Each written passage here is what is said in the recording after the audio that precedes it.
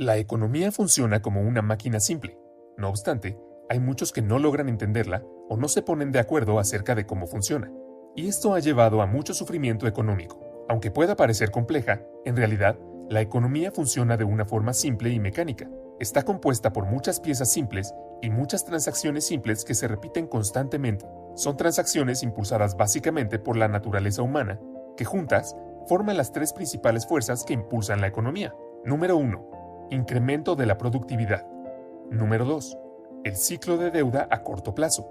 Y número 3. El ciclo de deuda a largo plazo. Ahora veremos estas tres fuerzas y cómo al unirlas creamos una buena plantilla para rastrear los movimientos económicos y así lograr entender qué es lo que está pasando. Comencemos por la parte más simple de la economía, las transacciones. La economía es la suma de todas las transacciones que la conforman. Una transacción es algo muy sencillo. Hacemos transacciones todos los días. Cuando compramos algo, creamos una transacción. Una transacción se da cuando un comprador intercambia dinero o crédito a un vendedor por bienes, servicios o activos financieros. El crédito se gasta como el dinero. Cuando sumamos el dinero gastado con el crédito gastado, obtenemos el gasto total. El gasto total impulsa la economía. Si divides la cantidad gastada entre la cantidad vendida, obtienes el precio. Y eso es todo. Eso es una transacción, el pilar de la máquina económica. Las transacciones impulsan los ciclos y fuerzas de la economía. De modo que, al entender las transacciones, entendemos la economía. El mercado está conformado por todos los compradores y todos los vendedores que transitan con el mismo propósito. Por ejemplo, hay un mercado de trigo, un mercado de automóviles, un mercado de valores. Hay un mercado para millones de cosas más. La economía se compone de todas las transacciones en todos los mercados. Si sumamos la cantidad total de gastos más la cantidad total vendida, tendremos todo lo que se necesita saber para comprender la economía. Es así de simple.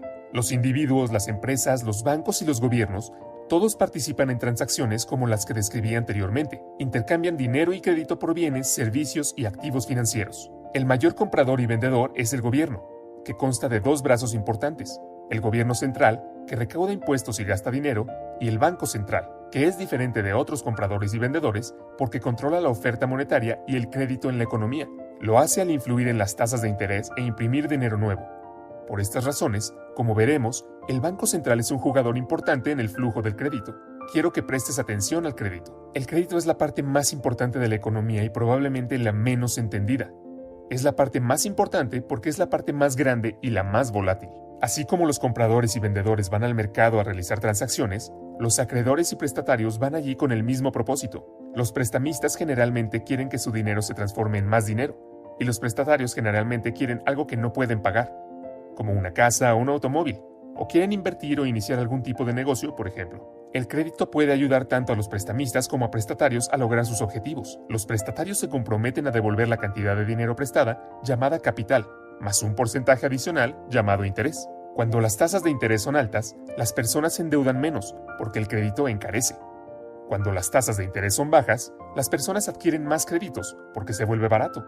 Cuando los prestatarios prometen pagar la deuda y los acreedores confían en ellos, en ese momento se crea el crédito. Cualquiera de las dos personas puede aceptar crear crédito de la nada. Parece simple, pero en realidad es complicado porque el crédito tiene nombres diferentes. Cuando el crédito es creado, se convierte en deuda. La deuda es un activo para prestamista, pero un pasivo para el prestatario. En el futuro, cuando el prestatario devuelve el préstamo con todo e intereses, tanto el activo como el pasivo desaparecen y la transacción es saldada. Pero, ¿por qué el crédito es tan importante? Porque cuando un prestatario adquiere un crédito, puede incrementar sus gastos, y recuerda, el gasto impulsa la economía, porque el gasto de una persona es el ingreso de la otra. Piénsalo, cada dólar que gastamos lo gana otra persona, y cada dólar que ganamos fue gastado por otra persona, de manera que cuando gastas más, alguien está ganando más. Cuando los ingresos de alguien aumentan, los prestadores están más dispuestos a prestarle dinero porque ahora son más confiables. Un prestatario digno de confianza cumple con dos características: la capacidad de pagar y una garantía. Tener grandes ganancias en relación a la deuda le permiten al prestatario poder pagar. En caso de no poder pagar, el prestatario tiene activos de valor que puede usar como garantía y pueden venderse. Es por ello que los prestamistas se sienten cómodos prestándole dinero. De esta manera, el incremento de ingresos permite tomar más préstamos y esto a su vez permite más gasto. Y como el gasto de una persona es el ingreso de otra, esto conduce a más préstamos y así sucesivamente. Esta fórmula se retroalimenta y conduce a un crecimiento económico. Es por eso que tenemos ciclos. En una transacción hay que dar algo para obtener algo a cambio. La cantidad obtenida depende de cuánto es producido. Con el tiempo aprendemos y ese conocimiento acumulado aumenta nuestro nivel de vida. Esto se conoce como crecimiento de la productividad. Aquellos que son creativos y trabajan duro incrementan su productividad y su nivel de vida más rápido que aquellos que son complacientes y flojos, aunque no necesariamente a corto plazo. La productividad es más importante a largo plazo, el crédito a corto plazo. Esto se debe a que el crecimiento de la productividad no fluctúa mucho, es por ello que no es la fuerza que genera las fluctuaciones económicas. En cambio, la deuda sí lo es, porque la deuda permite gastar más de lo que se produce y nos obliga a consumir menos de lo que producimos cuando la reintegramos. Las fluctuaciones de la deuda ocurren en dos ciclos grandes, uno que dura alrededor de 5 a 8 años y el otro que dura alrededor de hasta 75 o 100 años. Aunque la mayoría de las personas no lo siente, generalmente no los ven como ciclos, porque los ven muy de cerca, día tras día, semana tras semana. En este capítulo daremos un paso atrás y veremos estas tres grandes fuerzas y cómo interactúan y dan forma a nuestras experiencias. Como ya se mencionó, las fluctuaciones alrededor de la línea no dependen de cuánta innovación o trabajo duro haya, sino que depende principalmente de cuánto crédito hay. Imaginemos por un momento una economía sin crédito. En este tipo de economía, solo podría incrementar mis gastos si incremento mis ingresos. Esto me exige ser más productivo y por ende trabajar más. El único camino hacia el crecimiento es incrementar la productividad. Como los gastos de una persona son los ingresos de otra, la economía crecerá solamente cuando yo u otra persona incremente su productividad. Si seguimos las transacciones y las mostramos, veremos el progreso como la curva de crecimiento de la productividad. Pero cuando tomamos préstamos, tenemos ciclos. Esto no se debe a ninguna ley o reglamento, se debe a la naturaleza humana y al funcionamiento del crédito. Piensa en el crédito como una forma de estirar los gastos. Para comprar algo que no puedes pagar, tendrás que gastar más de lo que ganas. Para hacerlo, debes pedir prestado a tu yo del futuro. Al hacer esto, crearás un tiempo en el futuro en el que tendrá que gastar menos de lo que ganas para poder saldar esa deuda. Muy pronto comenzará a formarse un ciclo. Cada vez que te endeudas, creas un ciclo. Esto es una verdad que se cumple tanto en individuos como en toda la economía. Es por eso que comprender el crédito es tan importante, porque pone en marcha una serie de sucesos futuros mecánicos y predecibles. Esto es lo que hace diferente al crédito del dinero. El dinero es aquello con lo que saldamos transacciones. Cuando compramos una cerveza en efectivo, la transacción es saldada de inmediato. Pero si la compramos con crédito, será como crear una cuenta en el bar. Estás diciendo que prometes pagarlo en el futuro. Juntos, tú y el barman crean un activo y un pasivo. Acabas de crear un crédito de la nada. Más tarde, cuando pagas la factura en el bar, desaparece el activo y el pasivo. La deuda es cancelada y se liquida la transacción. En realidad, la mayoría de lo que la gente llama dinero es crédito. La cantidad total de crédito en los Estados Unidos es de alrededor de 50 millones de dólares, y la cantidad total de dinero es de aproximadamente 3 millones de millones. No lo olvides, en una economía sin crédito, la única forma de aumentar los gastos es produciendo más, pero en una economía crediticia, también puedes aumentar los gastos adquiriendo deudas. Como resultado, hay más gastos en la economía crediticia y permite que los ingresos crezcan más rápidos que la productividad a corto plazo, pero no a largo plazo. Ahora bien, no me malinterpretes. El crédito no es necesariamente algo malo que siempre causa ciclos. El crédito es malo cuando financia un consumo excesivo que no se puede saldar. Sin embargo, es bueno cuando permite asignar recursos de manera eficiente y generar ingresos que luego permitan pagar la deuda. Por ejemplo, si pides dinero prestado para comprar un televisor grande, esto no genera ningún ingreso para pagar la deuda. Pero si pides dinero prestado para comprar un tractor, y este tractor te permite cosechar más y ganar más dinero, entonces podrás pagar la deuda y elevar tu nivel de vida. En una economía crediticia, podemos seguir las transacciones y observar cómo el crédito crea crecimiento. Permíteme darte un ejemplo. Digamos que ganas $100,000 al año y no tienes deudas. Eres lo suficientemente confiable como para pedir prestado $10,000 en una tarjeta de crédito, por ejemplo, para que puedas gastar $110,000, incluso si solo ganas $100,000. Debido a que tu gasto es el ingreso de otra persona, alguien más gana $110,000. La persona que ganó $110,000 y no tiene deudas puede pedir prestado $11,000, por lo que puede gastar $121,000 a pesar de que solo ganó $110,000. Sus gastos son los ingresos de otros, y si seguimos las transacciones, verás cómo este proceso funciona como un patrón que se retroalimenta. Pero recuerda que los préstamos crean un ciclo, y si el ciclo sube, en algún punto caerá. Esto nos lleva a un ciclo de deuda a corto plazo. A medida que aumenta la actividad económica, observamos una expansión, la primera fase del ciclo de la deuda a corto plazo. Los gastos continúan aumentando y los precios comienzan a subir. Esto se debe a que el crecimiento del gasto es impulsado por el crédito, que puede crearse inmediatamente de la nada. Cuando la cantidad de gastos e ingresos crece más rápido que la producción de bienes, los precios suben. A esto se le conoce como inflación. Para el Banco Central, demasiada inflación es algo problemático. Al ver que los precios suben, el Banco Central sube las tasas de interés.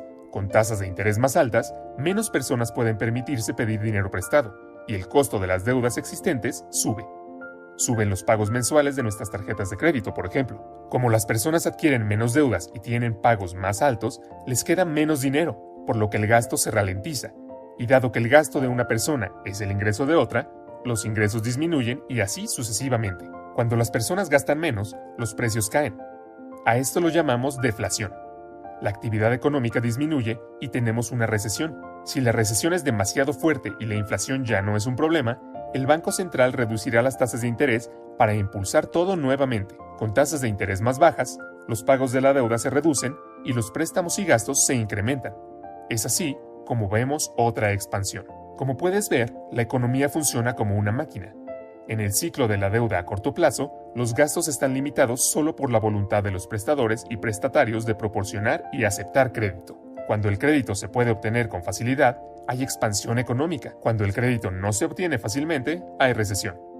Y recuerda, este ciclo está bajo el control del Banco Central. Por lo general, el ciclo de deuda a corto plazo dura de 5 a 8 años y ha estado ocurriendo una y otra vez durante décadas, pero ten en cuenta que la parte inferior y superior de cada ciclo terminan con más crecimiento que el ciclo anterior y más deuda. ¿Por qué? Debido a que las personas lo presionan. Tienden a pedir prestado y gastar más que a pagar las deudas. Es la naturaleza humana. Debido a esto, durante mucho tiempo, las deudas crecen más rápido que los ingresos. Esto forma el ciclo de deuda a largo plazo. A pesar de que las personas se endeuden cada vez más, los prestadores aumentan su crédito aún más. ¿Por qué? Porque todos piensan que todo está muy bien. La gente solo se enfoca en lo que ha estado sucediendo últimamente. ¿Y qué ha estado sucediendo últimamente? Los ingresos crecieron, el valor de los activos está creciendo, el mercado bursátil ruge, es un boom. Conviene adquirir bienes, servicios y activos con dinero prestado. Cuando las personas hacen mucho de esto, lo llamamos una burbuja. Entonces, a pesar de que las deudas crecían, los ingresos crecían casi tan rápido como para compensarlas. Llamemos a la relación deuda-ingreso carga de la deuda. Mientras crezcan los ingresos, la carga de la deuda seguirá siendo manejable. Al mismo tiempo, el valor de los activos se incrementa. Las personas toman prestadas grandes sumas de dinero para comprar activos como inversión, lo que hace que el precio aumente aún más. La gente se siente rica. De modo que, a pesar de la acumulación de una gran deuda, el aumento de los salarios y el valor de los activos les ayuda a mantenerse dignos de crédito durante mucho tiempo. Pero esto obviamente no puede continuar para siempre, y no lo hace. A lo largo de las décadas, la carga de la deuda ha aumentado lentamente, creando pagos de deuda cada vez más grandes. Cuando los reembolsos comienzan a crecer más rápido que los ingresos, obligan a las personas a reducir sus gastos, y dado que el gasto de una persona es el ingreso de otra, el ingreso comienza a disminuir. Esto hace que las personas se vuelvan menos dignas de crédito, lo que provoca una disminución en los préstamos. Los pagos de deuda continúan creciendo, causando una caída en los gastos, y el ciclo se revierte. Este es el pico de la deuda a largo plazo. La carga de la deuda simplemente se ha vuelto demasiado grande. En los Estados Unidos, Europa y en la mayoría de los países del resto del mundo, esto sucedió en 2008. Sucedió por la misma razón que en Japón en 1989 y en los Estados Unidos en 1929. La economía comienza a desapalancarse. Las personas reducen el gasto, los ingresos caen, el crédito desaparece, los precios de los activos caen, los bancos sufren, el mercado de valores falla, las tensiones sociales crecen y toda la situación comienza a realimentarse en el sentido contrario. A medida que los ingresos disminuyen y los pagos de la deuda aumentan, también lo hacen los prestatarios, quienes dejan de ser dignos de crédito. El crédito se agota y los prestatarios ya no pueden pedir prestado suficiente dinero para pagar deudas. Para llenar este vacío, los prestatarios se ven obligados a vender sus activos. La prisa por vender activos abrumará al mercado, la bolsa colapsa, el mercado inmobiliario se hunde y a los bancos se les complican las cosas. A medida que los precios de los activos caen, el valor de la garantía de los prestatarios cae también, haciéndolos aún menos dignos de crédito. La gente se siente pobre, El crédito desaparece rápidamente, el gasto cae, los ingresos caen, la riqueza se reduce el crédito y así sucesivamente. Es un ciclo vicioso. Parece una recesión, pero la diferencia es que las tasas de interés no pueden reducirse para salvar la situación. En una recesión, la reducción de las tasas de interés actúa como un estímulo para los préstamos. Sin embargo, en un desapalancamiento, bajar las tasas de interés no funciona, porque las tasas de interés ya son muy bajas y pronto alcanzarán el 0%, por lo que la estimulación termina. Las tasas de interés en los Estados Unidos alcanzaron el 0% durante el desapalancamiento de la década de 1930 y luego nuevamente en 2008. La diferencia entre una recesión y un desapalancamiento es que la carga de la deuda de los prestatarios se ha vuelto demasiado grande y no puede reducirse bajando las tasas de interés. Los acreedores se dan cuenta de que las deudas se han vuelto demasiado grandes para pagarlas. Los deudores han perdido la capacidad de pago y sus garantías perdieron valor. Se sienten paralizados por la deuda.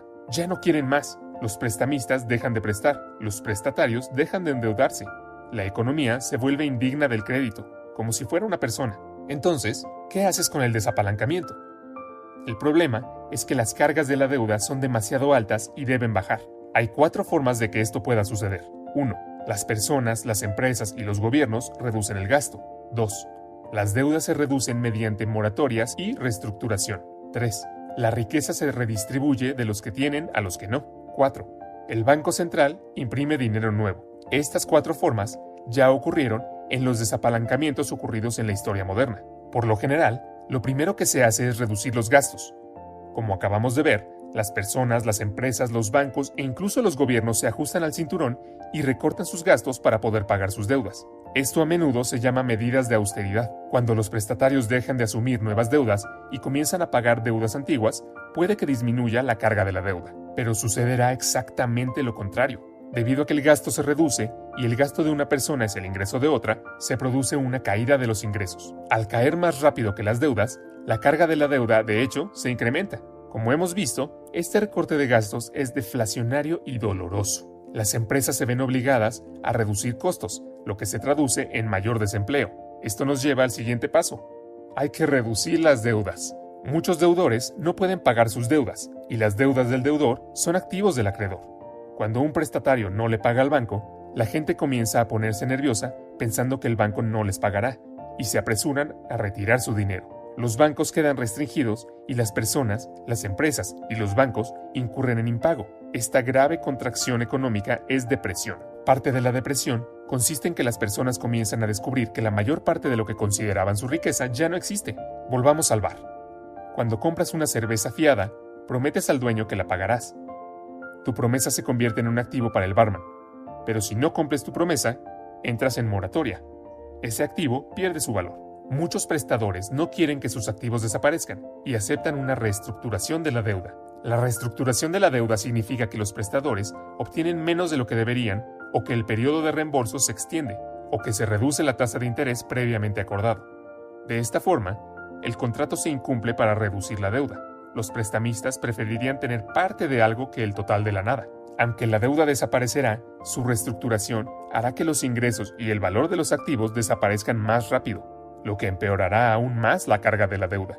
A medida que se reducen los gastos, la reducción de la deuda también es dolorosa y deflacionaria. Todo esto afecta al gobierno, porque los ingresos bajos y el desempleo se traducen en menos recaudación de impuestos.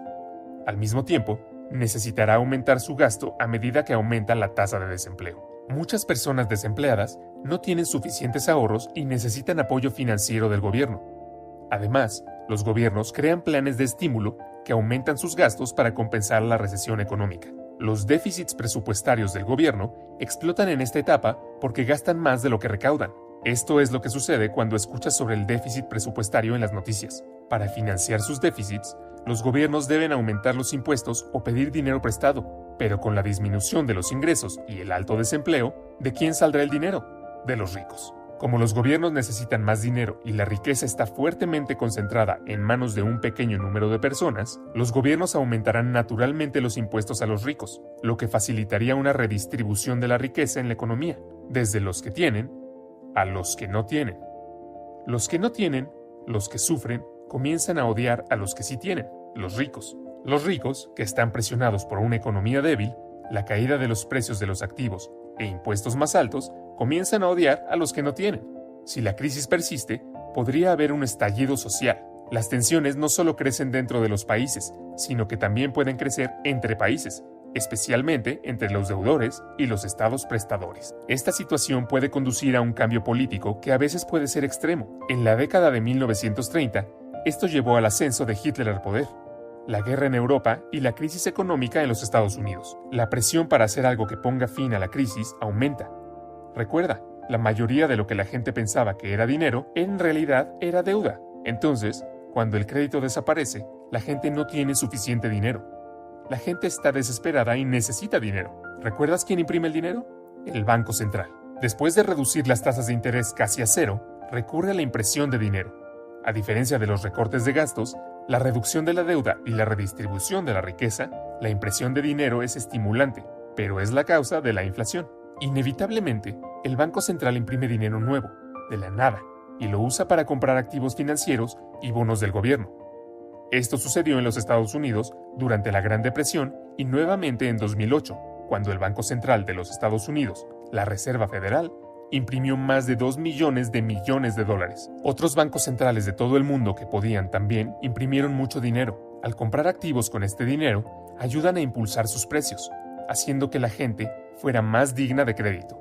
Sin embargo, esto solo ayuda a quienes poseen activos financieros. Como puedes ver, el Banco Central puede imprimir dinero para comprar activos financieros. Por otro lado, el gobierno central puede comprar bienes y servicios y poner dinero en manos de la gente, pero no puede imprimir dinero. Así que, para estimular la economía, ambos deben cooperar. Al comprar bonos del gobierno, el Banco Central esencialmente presta dinero al gobierno, lo que le permite tener un déficit y aumentar el gasto en bienes y servicios a través de sus programas de estímulo y beneficios de desempleo.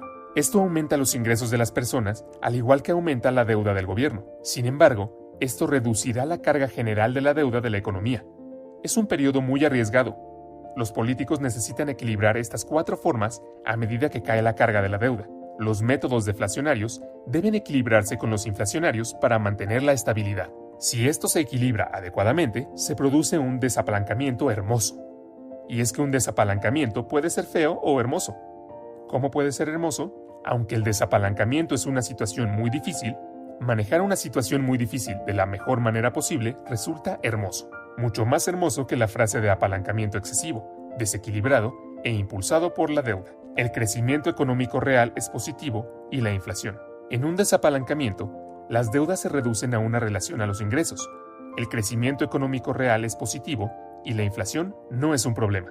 Se logra con el equilibrio correcto. El equilibrio correcto requiere una combinación de recortes de gastos, reducción de la deuda, redistribución de la riqueza e impresión de dinero, para que se pueda mantener la estabilidad económica y social. La gente pregunta si imprimir dinero aumentará la inflación. No lo hará, si compensa la caída del crédito. Recuerda, depende del gasto. $1 gastado en dinero tiene el mismo valor que $1 gastado en crédito. Al imprimir dinero, el Banco Central puede reemplazar la pérdida de crédito al aumentar la cantidad de dinero. Para cambiar las cosas, el Banco Central no solo necesita impulsar el crecimiento de los ingresos, sino también lograr que la tasa de crecimiento de los ingresos sea más alta que la tasa de interés de la deuda acumulada. ¿Qué quiero decir? En pocas palabras, los ingresos deben crecer más rápido que la deuda. Por ejemplo, supongamos que un país en desapalancamiento tiene una relación deuda-ingreso del 100%. Esto significa que la cantidad de deuda que tiene un país es la misma que la cantidad de ingresos que tiene en un año. Ahora veamos la tasa de interés de esa deuda. Digamos que es de un 2%. Si la deuda crece a 2% por esa tasa de interés y los ingresos crecen solo 1%, entonces nunca se reducirá la carga de la deuda. Se necesita imprimir suficiente dinero para que la tasa de crecimiento de los ingresos supere a los intereses. Sin embargo, imprimir dinero puede ser algo mal utilizado porque resulta fácil de hacer, y la gente lo prefiere antes que intentar otras opciones. La clave es evitar imprimir demasiado dinero y causar una tasa de inflación inaceptablemente alta, como lo hizo Alemania durante su desapalancamiento en el año 1920. Si los políticos logran el equilibrio correcto, el desapalancamiento no resulta tan dramático. El crecimiento es lento, pero la carga de la deuda se reduce. Ese es un desapalancamiento hermoso. A medida que crecen los ingresos, los prestatarios se vuelven más dignos de crédito. Y a medida que los prestatarios se vuelven más confiables, los prestamistas comienzan a pedir dinero prestado nuevamente. La carga de la deuda finalmente comienza a caer. Debido a que pueden pedir dinero prestado, las personas comienzan a gastar más. Eventualmente, la economía comenzará a crecer nuevamente, conduciendo a la fase de reflación del ciclo de la deuda a largo plazo. Aunque el proceso de desapalancamiento puede ser terrible si se maneja mal, si se resuelve bien, se resuelve el problema. Se tarda aproximadamente una década o más para que la carga de la deuda caiga y la actividad económica vuelva a la normalidad. De ahí el término década perdida. En conclusión, por supuesto, la economía es un poco más complicada de lo que muestra esta plantilla. Sin embargo, superponer el ciclo de la deuda a corto plazo por encima del ciclo de la deuda a largo plazo y luego superponer ambos ciclos por encima de la curva de crecimiento de la productividad nos da una plantilla razonablemente buena para que nos muestre dónde hemos estado, dónde estamos ahora y a dónde es más probable que lleguemos. En resumen, hay 3 reglas principales que me gustaría resaltar. Primero, no permitas que la deuda crezca más rápido que los ingresos, porque la carga de tu deuda eventualmente te aplastará. Segundo, no permitas que los ingresos crezcan más rápido que la productividad, porque eventualmente te volverás poco competitivo. Y tercero, haz todo lo posible para aumentar la productividad, porque eso es lo más importante a largo plazo. Estos son consejos simples para todos e incluso para los políticos. Parece increíble, pero la mayoría de las personas, incluyendo a los políticos, no le prestan suficiente atención a esto.